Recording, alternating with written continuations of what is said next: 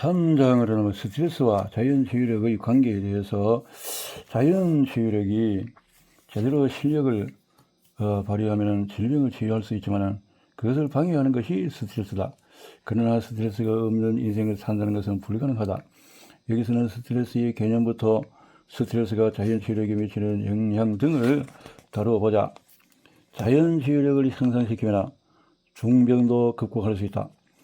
인간에게는 건강하게 살고 싶은 욕망이 있지만 생각대로 잘 되지 않을 때가 많다. 때로는 뜻하지 않는 질병에 걸릴 수도 있고 자연치유력이 본래의 실력을 발휘하면 반드시라고 할 수는 없지만 중병조차도 극복할 수 있다. 현대의학에 의존하지 않고 자연치유력을 활성화시켜 중병조차 극복하는 것이 가능하다. 한국의 안현필 씨는 죽음의 질병으로 여겨지던 괴력을 의사의 도움 없이 혼자 힘으로 완치시킨 사람인데 죽음의 늪에서 살아 돌아온 안현필 씨는 한국으로 들어가서 영어 선생으로 이름을 날렸을 뿐만 아니라 자연건강법 연구자로도 크게 이름을 떨쳤다. 그는 일본이 한국을 지배하던 1913년에 제주도에서 비교적 유복한 가정의 삼남으로 태어났는데 두 명의 형은 일본으로 유학을 갔는데 둘 모두 그 당시 맹위를 떨치던 괴력에 걸렸다. 일본에서도 최고의 의료 수준을 자랑하던 도쿄 제국대학 부속 병원에서 치료를 받은 두 사람은 치료한 보람도 없이 사망했다. 안현필 씨 가족은 두 명의 자식만 잃은 것이 아니라 그들의 치료비로 재산까지 탕진했다. 안현필 씨가 일본으로 유학 갔을 때나 학비조차 낼 수 없을 정도로 궁핍했는데 그는 도쿄에서 신문배달 아르바이트를 하면서 열심히 공부했다. 그러나 그 자신도 18세 때 괴력이라는 마수의 손에 걸려들고 말았다. 기침을 하다가 피를 토하며 쓰러진 그는 자신도 17세와 18세의 괴력으로 사망한 두 명의 형과 같은 운명에 처해졌다고 생각했다. 다만 그의 환경은 이미 사망한 두 명의 형들과는 상당히 달랐다. 형들은 그 당시의 첨단 의학과 약에 의존했지만 그는 돈이 없어서 병원에 갈 수도 없고 비싼 약도 구입할 수가 없었다. 더구나 그는 죽느냐 사느냐 하는 위기에 처한 몸이었기에 아르바이트도 그만두어야 했다. 그러나 절망하지 않았다. 그는 책에서 지식을 습득하며 결과 투쟁할 결심을 했다. 그는 도쿄에서 신문 배달을 하던 주인이 마련해준 약간의 돈을 품에 넣고 비교적 따뜻하면서 공기가 좋은 또 온천장으로 유명한 시즈오카 현의 아미타로 거처로 옮겼다. 그리고 일찍 자고 일찍 일어나는 규칙적인 생활을 열심히 했다. 또 매일 온천수에 몸을 담그고 수영도 열심히 했으며 식생활도 바꿨다. 현미를 주식으로 하고 또 반찬으로는 고등어와 무를 또 된장과 간장으로 졸여서 먹었다. 이렇게 몇 개월간 규칙적으로 생활하던 중에 점차로 기침이 먹고 피를 토하지 않게 되었다. 즉 죽지 않았던 것이다.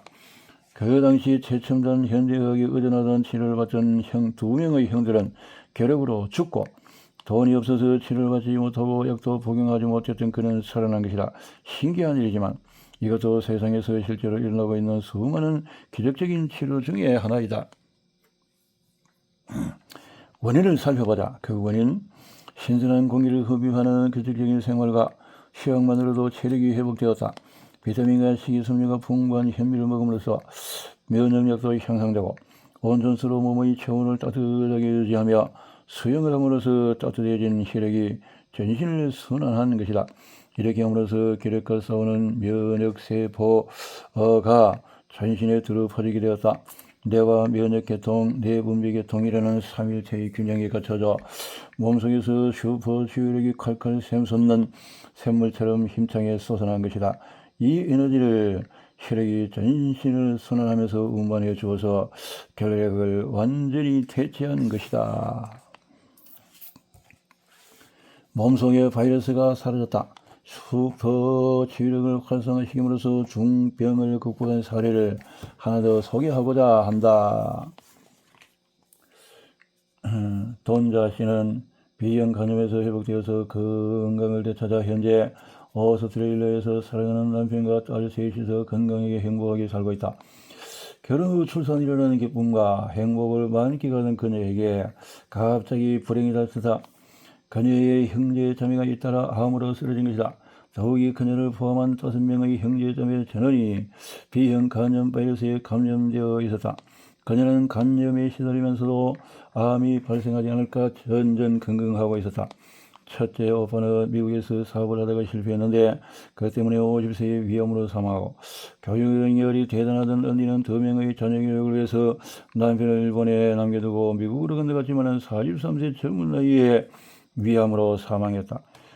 남동생은 일본에서 잠자는 시간도 아껴가며 열심히 일한 덕분에 사업에서 성공하여 분주한 나날을 보내다가 39세에 간암으로 사망했다. 돈자 씨의 형제 자매 중 3명이 암으로 젊은 나이에 사망한 것이다. B형 간염 바이러스 보균자인 돈자 씨는 일본에 거주하던 당시에 간 상태가 생각한 만큼 좋지 않았다. 그래서 책에서 지식을 습득하면서 건강에 신경을 써가며 병원에서 간 기능을 정기적으로 검사했다. 검사 결과로 간세포가 죽을 때 방출되는 GOT와 GPT 효소 수치가 일반적인 수치보다도 높았는데 이는 간에 장애가 발생한 것이다. 그녀는 두려움에 떨며 인생을 진지하게 생각해 보았다. 신앙심으로 열심히 기도하자 마음이 평온해지며 무력과 금전력이 줄어들면서 정신적으로도 자유로워졌다. 그리고 그녀는 식생활과 생활 습관을 전면적으로 바꿨다. 규칙적으로 일찍 자고 일찍 일어나며 매일 40분간 산책을 하루 일과 중에서 하나로 삼았다. 또 그때까지 섭취하던 흰쌀밥과 빵을 중단하고 현미 식사로 대체했다. 반찬은 육류의 양을 최소한으로 줄이고 비료와 야채 중심의 식생활로 바꿨다. 아내의 건강이 좋지 않은 것을 안 남편은 50대 전반의 젊은 나이에도 직장에서 은퇴하여 가족 모두가 일본 요코하마에서 그의 고향인 오스트레일리아로 거주지로 옮겼다. 그것으로 간 지 3년이 지나자 그녀의 간염 바이러스는 완전히 사라졌고 GOT, GPT 효소 수치 모두 정상으로 되돌아왔으며 혈액 속에서 바이러스는 물론 항체도 발견되지 않았다. 검사에 실수가 있을까봐 여러 번 재검사를 했지만 역시 결과는 똑같았다. 이 사실로 B형 간염 보유자는 일생 동안 계속 바이러스를 몸에 지닌 채 살아간다는 의학 상식이 여지없이 무너지고 말았다. 돈자식에게 기적같은 일이 발생한 것이다. B형 간염도 건강, 섭씨, 면역으로 다 이겨나간다는 거죠. 간염, B형 간염. 그렇게 항체가 생기고 하는 사람들이 주변에도 의외로 많이 보이게 되어지는데 내 자신은 어릴 때부터 그런 데 대한 항체가 생겼다고 늘 검사할 때부터 나타나지만 또 항체가 없더라도 건강의 생활을 통해서 이렇게 이겨나갈 수 있다. 희망과 용기가 슈퍼 치유력을 활성화시킨다. 의사의 도움 없이 약을 일절 복용하지 않은 채 혼자의 힘으로 계력을 완치시킨 한국의 안현필 씨. B형 간염 바이러스를 체내에서 일소하여 간염에서 회복된 일본의 돈자 씨. 두 사람 모두 의학 상식을 초월하는 슈퍼 치유력을 활성화하여 질병에서 보란듯이 회복되어 건강한 몸을 되찾았다. 안현필 씨가 혼자의 힘으로 계력을 극복할 수 있었던 이유를 열거하면 이렇다. 책에서 정확한 지식을 습득한 점이고 환경이 좋은 곳으로 거주지로 옮긴 점, 규칙적인 생활, 온천과 수영, 현미 식사, 야채와 생선을 중심으로 한 식생활 개선에 신경을 쓴 것이 질병을 극복한 이유이다. 그러나 가장 큰 이유는 뭘까? 객관적으로 보면 그에게 주어진 상황은 절망적이었다. 그는 당시에 죽음의 질병으로 여기던 결핵에 걸렸다. 실제로 그의 형 2명은 결핵에 걸려서 일본에서 유명한 의사들의 극진한 치료와 간호를 받으면서 또 목숨을 잃었다. 더욱이 그에게는 의사에게 갈 돈은커녕 약값조차 지불할 돈이 없었다. 이 정도의 단계에 이르면 많은 사람이 포기하고 절망한다 하지만 그녀는 용기를 내어서 기력과 투쟁할 결심을 했다. 여기서 희망이 생기는 것이다. 이 희망이 두뇌를 활발하게 하여 교감신경과 부교감신경의 균형을 회복시킨 것은 아닐까? 그의 눈물겨운 노력으로 뇌, 면역계통, 내분비계통의 삼일체가 균형을 갖춘 것이다. 원래 신체에 내재된 특별한 약국의 눈을 뜨고 면역력을 향상시켜서 계력균을 격퇴시킨 것은 아닐까? 나는 그가 계력을 극복할 수 있었던 가장 큰 원동력이 슈퍼 치유력을 활성화시킨 희망이라고 생각한다. 한편 동자씨가 B형 간염 바이러스를 격퇴시킬 수 있었던 이유나 책에서 정확한 지식을 습득한 점, 환경이 좋은 것으로 거주지로 옮긴 점, 규칙적인 생활, 산책, 육류를 즐기고 야채와 또 비료 현미 식사를 중심으로 한 식생활 및 생활습관 개선이다. 동자씨의 경우는 안현필씨의 경우와 놀라울 정도로 흡사하다. 그러면 그녀가 질병에서 회복된 가장 큰 원인은 뭘까? 자신도 암에 걸리지 않을까 하는 불안감에 강하게 매달렸던 신앙심이다. 신앙생활로 그녀는 마음의 평온을 되찾고 긍정적으로 생활하며 생각하며 살았고 질병과 투쟁할 용기와 희망을 가질 수 있었다고 생각된다. 안현필 씨와 마찬가지로 그녀도 용기와 희망이 슈퍼 치유력을 활성화시킨 원동력이 된 것이다. 그래서 늘 긍정적인 마음을 가질 수 있을 어떤 신앙심이 필요한 거죠. 심리적인 한계가 자연 치료력을 저하시킨다. 슈퍼 치유력이 활성화되기만 하면 암이나 결핵이나 바이러스 감염 등 중병조차도 완치될 수 있지만 이 슈퍼 치유력은 특별한 경우에만 활성화된다. 예를 들어 가르테의 달인은 맥주병을 손으로 내리쳐 깨뜨리고 달려오는 자동차의 정면을 향해서 달려가 뛰어오르는 등 보통 사람이 할 수 없는 기술을 발휘한다. 혹독한 훈련이 보통 사람인 그를 슈퍼맨으로 변화시킨 것이다. 하지만 아무리 훈련을 했어도 본래 없던 능력이 갑자기 생겨날 리는 없다. 본래 그에게 내재되어 있던 초인적인 능력이 밑바탕이 되어서 하루도 빼놓지 않고 혹독하게 훈련을 함으로써 초인적인 능력이 갖춰져서 필요에 따라서 자신의 의지대로 이끌어낼 수 있었던 것이다. 화재 현장에서의 무서운 힘이라는 일본 속담이 있다. 화재 현장에서 자신을 망각할 정도로 몰입하여 정신을 집중하면 뜻하지 않은 힘이 발휘되어 자신보다 월등하게 체중이 무거운 사람을 업고 나오는 행위 등을 말한다. 사실의식적으로 건축을 사용할 때 그 건축이 본래 지니고 있는 능력까지 100% 발휘한다는 것은 있을 수 없는 일이다. 생리적 한계가 근력을 생리적 한계까지 발휘하고 있다면 근육은 피로에 지쳐버린다. 그래서 내가 근육에 브레이크를 걸어서 근육을 보호하고 있다. 이것이 심리적인 한계이다.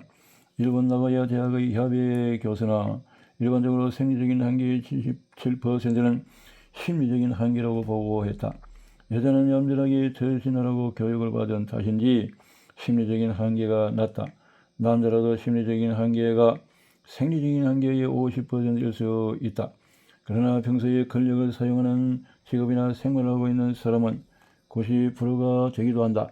훈련에 따라서 심리적인 한계를 생리적인 한계로 접근할 수 있듯이 마음을 단련하고 희망을 가짐으로써 내재된 치유력의 생리적인 한계인 슈퍼 치유력을 이끌어낼 수 있는 것이다.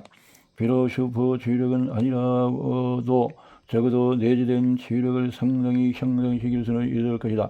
하지만 좌절한다, 무기력한다, 낙담해서 또 희망을 잃기도 한다. 절망한다 등의 심리 상태가 되면 내재된 치유력이 점점 떨어져 버린다. 치유될 질병조차도 치유되지 않게 되는 것이다. 유감스럽지만 이런 경우는 흔하다. 그럼 무엇이 내재된 치유력, 특히 면역력을 떨어뜨리는 것일까? 한계. 만성 스트레스가 질병의 원인이다. 만성 스트레스. 면역력과 내재된 치유력은 떨어뜨리는 가장 큰 원인은 지속적인 스트레스. 도대체 스트레스란 뭘까? 스트레스. 이 말은 일상에 사용하지만 원래는 물리학과 공학 분야에서 사용하는 용어다. 스트레스란 외부에서 어떤 물체에 압력을 가했을 때 그 물체에 삐뚤어진 모양, 변형된 모양이 생기는 것을 지칭하는 말이다. 테니스 공을 예로 들어서 스트레스 설명하면 이렇다. 테니스 공을 손으로 강하게 누르면 움푹 들어간다. 하지만 움푹 들어간 공은 그 순간부터 원래 형태로 복원되려고 한다. 이처럼 공이 외부의 힘에 눌려진 상태를 스트레스라고 한다. 그리고 손가락으로 누르는 힘을 스트레스를 만드는 요인이라고 한다.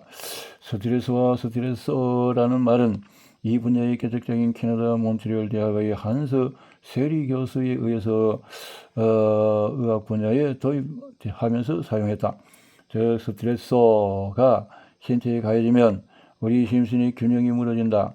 이것을 방치하면 스트레스의 중압감으로 심신이 짓눌려서 질병에 걸리고 만다. 스트레스에 짓눌리지 않으려면 스트레스를 완전히 제거하여 심신의 불균형을 해소하는 것이 최선의 방법이다. 예를 들어 방이 더우면 에어컨을 켠다. 추우면 난방을 한다. 피곤해서 졸리면 잠을 잔다 등의 일을 한다. 그러나 도로에서 자동차의 정체로 빠른 속도로 나가지 못하거나 남편이 이야기를 잘 들어주지 않는 등 자신의 생각대로 되지 않을 수도 있다. 이처럼 현실에서는 스트레스를 완전히 제거할 최선의 방법을 취할 수 없는 경우가 종종 있다. 그러므로 심신이 스트레스가 야기한 불균형에 잘 적응할 수 있도록 요구된다. 이 요구를 스트레스 반응이라고 한다. 스트레스는 원래 물리계통과 공학계통의 용어야. 스트레스는 외부에서 신체에 가해진 자극을 말한다. 그래서 스트레스. 일상생활에서의 사건이 스트레스가 되어 심신의 불균형이 발생하고 이 불균형이 또 신체가 적응할 때 자연시력이 강해지거나 또 약해지거나 그렇게 되어진다는 거죠. 이기면 또 강해지고. 그렇지. 스트레스는 이렇게 질병을 발생시킨다. 예? 사랑하는 또 사람들의 어떤 사망, 이혼, 또 직장 뭐 여러 가지로 스트레스, 뇌에 대한 악영향은 기쁨, 슬픔, 분노, 즐거움 등 정서를 불안정하게 하여서 사물을 올바로 판단할 수 없게 한다. 그러다 보니 상황 판단을 거쳐서 실수나 실패를 더 자주 하게 된다. 이런 실수나 실패로 책임 추궁을 당하기도 하고 벌칙을 받음으로써 한 단계 더 높은 스트레스를 발생시킨다. 스트레스가 스트레스를 불러서 그뿐만 아니라 스트레스는 뇌에서 기억을 담당하는 해마에도 손상을 입힌다. 가속되는 스트레스로 새로운 것을 이해하고 기억하는 학습 능력이 저하되므로 실수와 실패도 거듭되는 악순환에 빠지고 만다. 한편 스트레스 때문에 전달물질의 불균형이 발생하고 부교감신경에 비해서 교감신경이 압도적으로 우위에 서게 된다.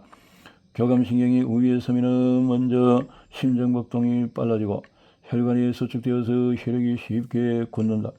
위와 장활동은 억제되고 동공은 확대되며 식욕과 성욕은 감지한다. 이때 노르아드레날린, 아드레날린, 코르티졸 등 호르몬이 대량으로 방출되어 내분비 계통이 대혼란에 빠진다. 스트레스를 계속 받게 되면 즉 스트레스가 만성화되면 그때까지 균형을 잘 유지해 오던 내 면역계통, 내분비계통의 삼각형 균형이 무너지고 만다. 무너진 삼각형 균형의 한 각을 차지하는 것이 면역계통이다. 그러다 보니 면역계통이 약해진다. 스트레스에서 해방되지 않으면 슈퍼 치유력은 물론이고 정상적인 치유력조차 발휘되지 않는다. 스트레스에 너무 강해지면 만성화되고 또 심리 상태와 신체에 엄청난 변화를 초래한다. 그것은 어떤 변화일까? 그 심리 상태의 변화로 긴장하고 공격적인 성향과 불안하고 불면증 등이 발생한다. 그리고 신체의 변화로 위통과 식욕부진, 어깨결림, 목, 손발, 허리의 통증, 두통, 현기증, 변비, 땀 배출 증가, 잦은 소변 등이 발생하게 되어진다. 지나친 스트레스가 3일째 균형을 무너뜨리게 되어진다.